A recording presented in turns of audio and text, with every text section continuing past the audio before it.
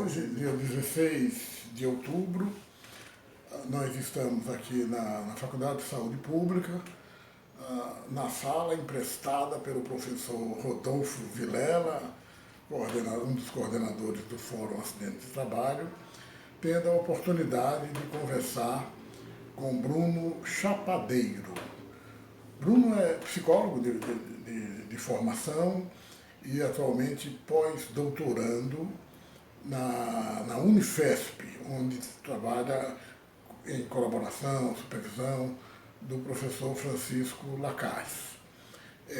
Bruno, nós vamos conversar um pouco sobre tuas atividades, teu trabalho mais recente, mas para começo de conversa eu queria que você se apresentasse, vamos dizer assim, Bruno por Bruno, como é que você prefere ser chamado, ser conhecido? É difícil, né? Porque quando a gente se sente múltiplo, a gente fica pensando por onde começar, mas eu acho que faz mais sentido a gente se apresentar pela parte profissional, né? Então, como você disse, eu sou Bruno Chapadeiro, eu sou psicólogo e eu fiz meu mestrado na Sociologia com o professor Giovanni Alves, na Unesp Marília, onde eu estudei o mundo do trabalho através do cinema, né? Então, tinha essa vertente de querer, né, a partir da arte, ver o que eu podia extrair disso e compreender o mundo do trabalho. E eu acho que foi o que me deu assim, um arcabouço para compreender essas novas configurações do mundo do trabalho e que eu acabei indo por esse doutorado onde eu fui estudar as perícias, né? Então, o doutorado em educação, né? Então, psicólogo, mestre em sociologia, doutor em educação e agora, futuramente, pós-doutor em saúde coletiva. Então, acho que eu poderia me apresentar assim, como alguém múltiplo. Múltiplas atividades aí. Isso. Bom, você tinha me comentado aqui um pouco, o seu trabalho de doutorado foi intitulado Panorama Atual das Perícias em Trabalho e Saúde, a construção das perícias em saúde do trabalhador. Então, você podia comentar um pouco para a gente como é que você se aproximou desse tema, como é que foi sua escolha, e aí comentar alguma coisa, tanto do desenho do seu estudo, quanto dos seus principais achados. Tá. O interesse por esse tema começa numa reunião aqui na Fundacentro, aqui em São Paulo, em 2010 ainda, eu ainda estava no mestrado. E eu vim nessa reunião com o professor Giovanni. Foi quando eu conheci Maria Maeno, Beth Lima, Renata Paparelli, enfim. E nessa reunião começaram a surgir essas questões falando sobre as perícias, né? E dizendo que os peritos não reconheciam nexo de causalidade entre os adoecimentos do trabalho, enfim. E eu nunca tinha ouvido falar sobre isso, né? Na minha formação enquanto psicólogo, eu nunca tinha ouvido falar que existia isso, esse mundo, né, das perícias. E eu achei interessante, então sempre fui mantendo, né, uma ideia do que seria esse tema e resolvi então no doutorado estudá-lo, né? E fui lendo alguns artigos, né, que não me esclareciam de que perícias que estavam sendo tratadas ali, né? Assim, quando se falava de perícias psicológicas, me parecia que o âmbito de atuação era na justiça, mas ao mesmo tempo se falava de NETEP, que é uma coisa utilizada na Previdência, né? Então, tanto que o primeiro capítulo da minha tese, né, é justamente de que perícias estamos falando. Então eu quis colocar de uma forma bem didática. Fui fazer o doutorado na Faculdade de Educação da Unicamp, né, sob orientação do professor Roberto Luani. E o professor Roberto Luani me disse, olha, esse é um tema ao qual muitas profissões tangenciam, né? Então vamos tentar fazer uma tese que possa ser lida, né, possa ser lida por todas essas profissões, né? Então eu me preocupei em tentar adaptar a linguagem pensando que os próprios médicos peritos pudessem ler, né, sociólogos pudessem ler, psicólogos pudessem ler. Então eu quis fazer uma coisa bem didática. e colocar quais eram então essas perícias, em que instâncias que elas aconteciam, quem eram os atores ligados, né, e quais as problemáticas que elas tinham. Então, aí que eu me deparei com diversas formas periciais, né, sempre focado na ideia, nas perícias, lógico, de trabalho e saúde, né, não me atentei para perícias contábeis, né, por exemplo. E então eu acabei focando, né, durante o processo da pesquisa as pessoas sempre me diziam, olha, escolha uma, né, o doutorado não dura para sempre, então escolha uma forma, escolha uma forma de perícia para você estudar. E eu não consegui escolher, eu acabei estudando tanto as perícias previdenciárias quanto as perícias judiciais. E eu tomei elas como sendo as formas mais avançadas que nós temos de perícias para poder falar sobre todas as outras, né? Você pegou perícias do campo trabalhista, do acidente do trabalho, da doença do trabalho, algum recorte? A princípio eu queria fazer sobre as perícias em saúde mental e trabalho, né? Pela minha formação inicial eu tinha mais facilidade quanto a isso. Então a proposta do estudo, eu era professor na Faculdade de Psicologia da Universidade Federal do Paraná, na época, quando eu entrei, professor substituto, quando eu adentro ao doutorado, e a princípio a ideia era pesquisar os laudos, né? Somente ficar nos laudos e focar naqueles laudos que falassem de transtornos mentais. Só que eu fui sentindo necessidade, enquanto eu lia aqueles laudos, né, de saber quem eram aquelas pessoas que produziam esses laudos, sob quais condições eles produziam aqueles laudos, né, que entendimento eles tinham sobre trabalho e saúde, né. E aí eu comecei a ampliar. E então eu posso dizer que o campo real, né, da pesquisa foi me chamando a atenção, porque aí não só ampliei para fazer entrevistas, fazer grupos, etc., como também ampliei o escopo de não ficar apenas em transtornos mentais. Porque eu notei que quando eu ia entrevistar o perito, ele me falava de múltiplas perícias, né? Ele não ficava só nas perícias de transtornos mentais. Ele fazia de acidente de trabalho, fazia de todo tipo de adoecimentos ligados ao trabalho, né? Então eu achei que isso seria muito mais rico se eu falasse da saúde do trabalhador como um todo. Como é que você analisou esse material coletado? Você teve acesso ao laudo e ao material das entrevistas e grupos, pelo que você falou, né? Isso. Foi uma tese ao qual eu digo que eu mergulhei dentro desse campo, porque eu fui me envolvendo demais e aquela coisa de um puxa o outro, né? Então, a partir de uma entrevista que eu fazia, derivava 3 contatos, né, de outras pessoas. Aí, a partir dessas pessoas, elas diziam, não, olha, vem aqui, eu te recebo. Aí elas me davam laudos delas, sabe? Então, assim, eu não esperava ter uma formalização, por exemplo, do INSS, da agência do INSS, por exemplo, para me receber. Partia do próprio perito e falava assim, não, vem cá, vem aqui que eu vou te contar, né? Então, assim, eu senti que também tinha da parte deles uma vontade de falar sobre o próprio processo de trabalho, né? Então, foi a partir dos próprios atores mesmo que eu fui tendo contato com esses materiais. E aí eu fui analisando a partir da nossa abordagem teórica, né, do materialismo histórico, né, de como que do campo da saúde do trabalhador, de como que eu entendia então que essas perícias eram feitas, né, quais os critérios, quais as abordagens, os contextos, que aspectos elas levavam em consideração na decisão, né, se compreendiam o nexo causal, se compreendiam o processo de trabalho, né.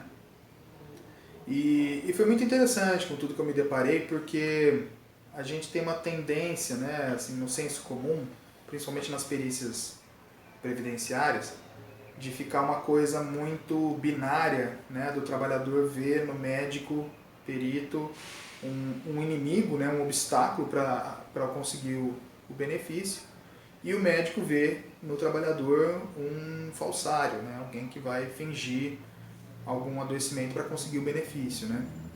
E aí eu consigo apontar na tese que, ok, nós temos esses, né, de fato, esses comportamentos, mas é dentro de um sistema que é feito para não funcionar.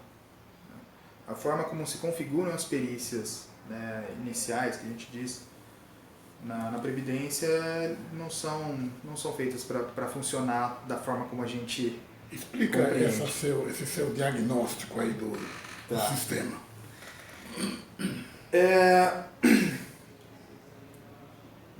Como você mesmo disse, há um sistema pericial, né, dentro da Previdência, ao qual o médico está submetido também.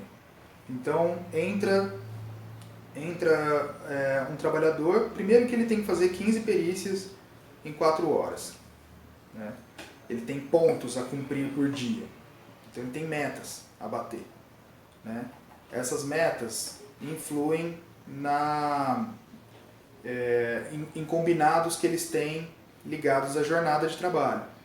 Então, por exemplo, eles são contratados 6 horas, 8 horas, por exemplo, né, pelo concurso público, e há um combinado, né, um acordo que possa ser reduzida a carga horária mediante mais perícias realizadas. Né? Então, entra ali a pessoa, já começa a contar ali um reloginho para ele de tempo médio de atendimento. Né? Já começa a contar ali como se fosse um call center. Né? Um perito que eu entrevistei, inclusive, me disse isso. Ele falou, olha, eu me sentia num call center. Porque sentava a pessoa ali e já começava a contar o tempo médio, eu tinha que me manter naquele tempo médio para, né, a gente continuar tendo esses nossos acordos. O sistema, o SAB, né, o Sistema de Administração por Benefícios de Incapacidade, ele é um sistema totalmente informatizado, ao qual retira a autonomia do médico perito, né, na condução da sua perícia. E aí eu chego a questionar, né, também, então ele é perito do quê? Né? Ele é médico ou ele é, eu até brinco isso na tese, ele é médico ou ele é Sherlock Holmes? Né? Porque ele está mais preocupado em investigar se o trabalhador é primeiro, se ele faz jus ao benefício, né? Se ele faz jus no sentido, se ele está contribuindo com a Previdência, etc., se ele realmente tem a doença e se ele está incapaz. Né? Quando você entrevista eles, eles dizem, não, aqui a gente avalia apenas incapacidade, mas na verdade eles fazem todo esse processo burocrático também em 15 minutos ou menos. Né? E o nexo, né? E o nexo, exatamente. Então, eles não se sentem médicos nesse momento. Até porque não há o momento do cuidar. Né? Não há um cuidar ali. Eles mesmos dizem, olha, é diferente da clínica, porque eu não estou ali para tirar a dor, por exemplo, da pessoa. Eu estou ali para investigar se ele, né, faz jus a um benefício. Então, ele é perito do quê? O que realmente ele entende? Né? Se a gente pegar a origem da palavra perito, né, que é um expert, ele é expert do quê? Precisa ser médico para fazer para fazer o que ele faz, né? Porque o saber dele está todo apendicizado a esse sistema em que, a partir de perguntas e respostas que são dadas pelo trabalhador, vai alimentando e vai mudando de página o sistema até que se chegam, né, nas conclusões. Do ponto de vista dos seus achados, o que você acharia, o que você mais gostaria de destacar, afinal de contas, dos seus resultados sobre, vamos dizer assim, a construção das perícias em saúde do trabalhador? O que você... Bom, para elas serem perícias em saúde do trabalhador, né, o que nós compreendemos é que o campo da saúde do trabalhador ele é, em sua essência, multiprofissional, né, e intersetorial. Então, uma das ideias do campo da saúde do trabalhador foi justamente tirar um pouco desse olhar médico apenas, né, para a saúde. Você incluir outros profissionais. E isso é algo que não acontece, né? Você tem no máximo ali na reabilitação da Previdência, por exemplo, a figura do assistente social, né? Mas ainda é muito, é o que eu chamei na tese de modelo peritocêntrico, né? E biomédico, é muito centrado nessa figura, né? E é uma decisão de muito peso, né? Então, para ela ser uma perícia em saúde do trabalhador, eu deixo como caminho, uma proposição na tese, de que ela seria ideal, ela alcançaria, né, o que a gente almeja enquanto saúde do trabalhador, porque até então ela ainda tem uma visão muito ligada à medicina do trabalho, à saúde ocupacional, né? Para ela ser da saúde do trabalhador, ela deveria ser multiprofissional. E deveria utilizar outros protocolos, talvez, né? Eu sugiro a utilização da CIF, por exemplo, não ficar tão ligado à CID, né? Bom, como também você poder passar por outras instâncias, né? Você não ficar restrito à previdência somente. E isso me levou, por exemplo, ao estágio doutoral, né, que eu fiz na França, né? Um doutorado de sanduíche, ao qual eu estudei os modelos periciais de lá, né? E estudando o modelo da Seguridade Social francesa, por exemplo, isso a partir de análise documental e de entrevistas com os atores, né? Eu entendi que você tem mais pessoas, mais profissionais atuando nesse sistema, mesmo que ele ainda fique centrado na figura do médico, você tem mais médicos de mais instâncias, por exemplo, atuando. Eu queria te fazer duas perguntas agora um pouquinho mais específicas nesse trabalho da construção aí da perícia, especificamente em relação à avaliação da incapacidade para o trabalho e da avaliação de nexo para o trabalho, como é que você avalia que são construídas as decisões, no caso brasileiro, você identificou o uso de critérios claros, objetivos nessa tomada de decisão, o uso da valorização da escuta do periciado, né? Uhum. Ou algum outro tipo de critério, e que diferenças você apontaria do que você viu no modelo francês? Tá. Na decisão pericial, tanto na Previdência quanto na Justiça, o que prevalece para o perito são os exames, né? Aquilo que é palpável. Ainda se tem uma ideia de que a medicina ela é algo como se ela fosse uma ciência exata, né? Há um medo de cair num subjetivismo, há um medo de cair na clínica, né? Nessa escuta apurada. Então os exames é o que vão dizer, né? Então, inclusive o perito pode contestar o laudo do médico assistente a partir de exames que ele possa solicitar, né? Na Previdência, por exemplo, ele tem um momento que, se não me falha a memória agora, ele pode requisitar no sistema solicitação de exames adicionais, né? E aí ele vai se basear naquilo que é palpável. No caso da Justiça, a mesma coisa, né? Porque ele quer demonstrar para o juiz algo palpável. Então a clínica é algo praticamente esquecida, né? A escuta. Essa escuta de história de vida, de história pregressa do trabalhador, isso quase não existe, né? Como não se tem entendimento do que esse trabalhador faz, né? Por exemplo, o próprio manual de perícias da Previdência, né, apregoa que esse perito faça uma visita ao local de trabalho.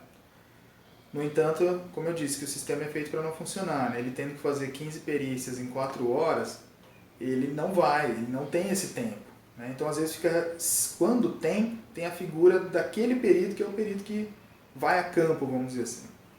Mas, geralmente, esse ir a campo é quando ele vai, por exemplo, fazer uma perícia em alguém que está acamado num hospital, ou quando vai em zona rural, né? Não tem isso de fazer uma análise in loco, né? O perito judicial, ele até tem essa possibilidade, né? Inclusive o juiz pode, né, solicitar isso, né? Mas como você também tem um problema sistêmico, né, ao qual esse perito só vai receber esses honorários periciais quando a ação terminar lá na última instância, então eles têm que fazer muitas perícias para que isso vale a pena. Inclusive, alguns autores juristas, eles até colocam que esse é um dos grandes problemas, né? Então eles fazem um volume muito grande de perícias, então aquilo fica restrito ao consultório e muitas às vezes deixam até os seus laudos prontos, né? Ao qual a secretária só vai lá e muda a doença, muda, né? Então assim, vira uma... o que eu aponto é que tanto na Previdência quanto na Justiça se faz laudos como se faz geladeiras, né? Você faz em esteira de produção. E não dá para você fazer saúde do trabalhador dessa forma, né? No caso francês, que diferenças você encontrou aí? Bom, no caso francês, o sistema é um pouco mais robusto, né? Não quer dizer que não tenha ruídos também, né? Inclusive, numa conversa com um sindicalista de lá, do metrô de Paris, né? Ele me disse, olha, a nossa ideia aqui é tentar ter médicos que sejam ligados, que sejam concursados à Seguridade Social e etc. Falei para ele, olha, a gente já tem essa figura lá no Brasil não funciona tão bem, não é bem assim, né? Mas como deveria funcionar, como é o prescrito, né? Como eu disse, tem ruídos, mas ainda funciona melhor. O trabalhador, quando ele está adoecido, o trabalhador francês, ele busca a sua agência do que seria o INSS, vamos dizer assim, no seu bairro, né? Assim como a gente tem o princípio da territorialização, né, no SUS, lá você tem também as unidades de saúde nos bairros e tem essa caixa, vamos dizer assim, da Seguridade Social. O trabalhador ele vai e entra com um dossiê com alguns dados, né, particulares, com o laudo do médico da empresa, né, dizendo que ele está incapaz para o trabalho, né, e protocola, e ele já passa a receber o benefício. Ele já passa a receber o benefício, isso é algo apenas administrativo, né. Muito possivelmente, para endossar esse dossiê, ele já passou pelo seu médico assistente, que é o médico da sua unidade básica de saúde, né, vamos dizer assim, da sua unidade básica de referência do seu bairro, que ele passa para aquele mesmo profissional a vida toda, né, que já o conhece, já conhece a sua história, né, de adoecimentos, enfim. Então, aonde que entra aí a perícia na seguridade, né? Então você tem a figura de um médico da seguridade que vai receber esse dossiê e junto com o que eles chamam de um inspetor do trabalho, que pode ser um médico ou um jurista, que seria semelhante à figura dos nossos auditores do trabalho, do Ministério do Trabalho, que é uma pessoa que tem acesso ao espaço de trabalho para fazer uma avaliação em loco. E junto com um professor universitário ou profissional ligado a uma universidade ou hospital universitário que tem ambulatório em saúde do trabalhador, essas três figuras vão analisar o dossiê desse trabalhador para verificar se há nexo de causalidade. Então você tem pelo menos três figuras aí médicas, né, mas que cada uma vai falar sobre uma coisa, né? O médico da empresa vai falar sobre incapacidade, o médico assistente vai falar sobre a existência da doença e esses outros três médicos profissionais, aí pode ser jurista, psicólogo, enfim, fisioterapeuta, vão dizer se existe incapacidade ou não. Ele passa a receber esse benefício, assim que ele protocola, E se existir nexo de causalidade, o benefício dele muda. A empresa passa a pagar algo direto para ele, vamos dizer assim, né? Esse comitê, formado por essas três figuras, né, da seguridade, o inspetor e o professor universitário, eles têm de 3 a 4 meses para analisar cada dossiê, para verificar a existência de nexo. Então, a questão do tempo aí, né, é algo de extrema importância. A partir do momento que esse trabalhador protocola esse dossiê, passa a receber o benefício, não necessariamente ele é afastado do trabalho. Pelo contrário, ele retorna à empresa e o médico do trabalho tem a obrigação de tentar colocá-lo num outro posto de trabalho, mediante a aprovação do sindicato. O sindicato que vai dar a última palavra se aquele posto de trabalho, verificado pelo médico, está de acordo com as funções compatíveis desse trabalhador, inclusive as funções cognitivas. Então você tem todo um sistema atuando juntos, né? A seguridade, a própria empresa, a unidade básica de saúde, a universidade, né? Então você tem todo um aparato aí, né? Isso eu estou falando de apenas um trabalhador, né? E na justiça você tem uma associação de peritos, que é uma associação pública, em que para você se tornar perito judicial, a sua candidatura leva coisa de meses, né?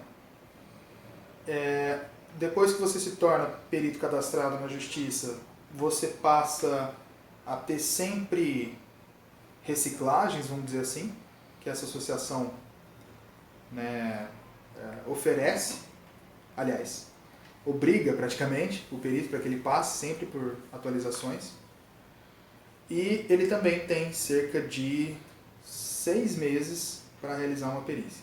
Aqui nós temos 30 dias.